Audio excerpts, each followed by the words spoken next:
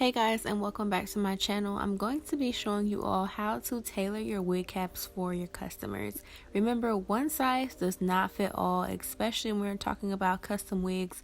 So it is important to make sure that you have different sizes for your clients, okay? And today I'm going to be working with a 21.5 canvas head, and now I'm just positioning the wig cap onto the canvas head so that I can go ahead and adjust the cap.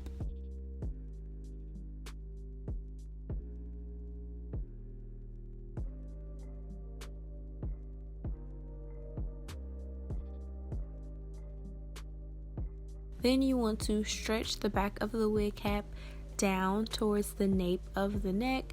I usually like to get it right above or over the number that is on the canvas head, and you want to T-pin those down.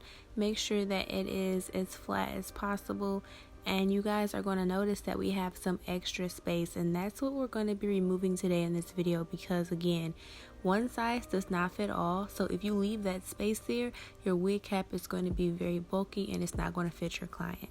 So you want to fold that excess cap, and then you're going to T-pin it down. So make sure you're pulling it as tight as possible.